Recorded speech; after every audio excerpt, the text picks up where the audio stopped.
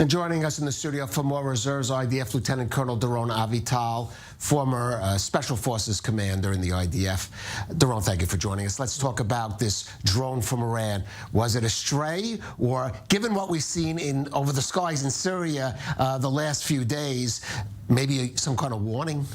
I'm not sure it's a warning, but it's a sign. Okay. I think the Iranian, they're creating, there's a dialogue between us, and dialogue is not only with words, and dialogue is also like this, and those strikes. For sure the Iranians attribute those strikes to us.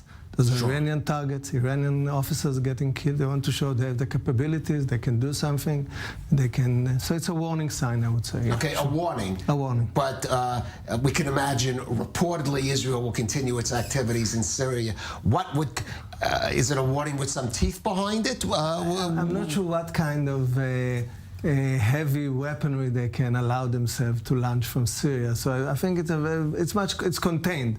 They want to show that they're in the game, that they are, and also the Syrian army as well. They were making some threat, but we have the upper hand in the Golan Heights, and I don't think we can allow any entrenchment of Iranian forces or Iranian weaponry or Iranian armor that gets to the Hezbollah. So we have to operate there. That's what Israel does.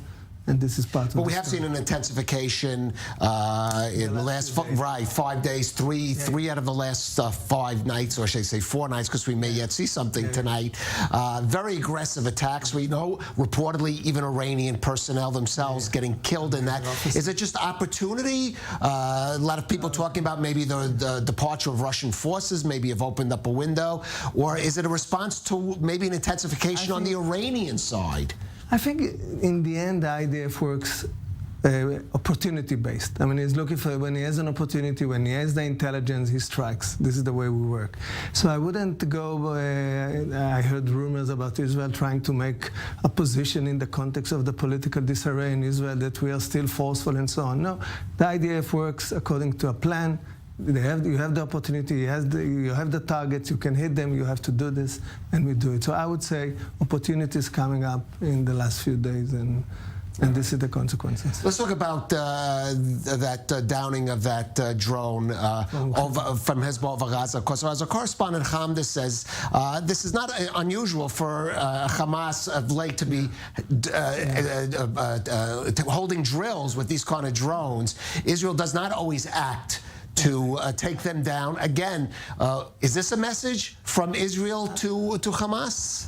I think it is. Basically, we have some deterrence equation between us and Hamas. Hamas does operate in the West Bank. The West Bank is really, we see every day that we have clashes. Hamas is there, Islamic Jihad is there, and other groups. So within the borders, I mean, Hamas doesn't want to go to a full-blown escalation, but he makes his moves. We have to make our moves. Within Gaza, they're trying to keep it in the West Bank. They're trying to keep it in the West Bank, and this is a dialogue in fire, if you want.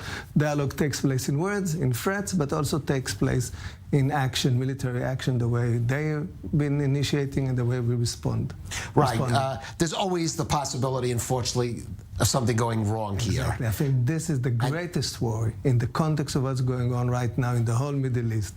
Hezbollah in the north, the Megiddo incident that we know about, Hamas, West Bank, the disarray in Israel, the political havoc in Israel. All this can work out. Nobody has an interest to escalate, but something can happen, and then things can get the wrong way. Right. So is there something more the Israeli government should be taking more care on that, do you think? I think with respect to the West Bank, we see Israel acting today, but Israel would, we would like to go for the Ramadan and the Easter and the Passover lightly, and to go with no provocation in the Temple Mount and so on, and then see where we stand in all fronts. But I think the plan is to go for the next 2 or 3 weeks without any major escalation, but nobody can tell. Nobody can tell. Well, we mentioned the West Bank. We're going to look a little more closely at what's been happening there.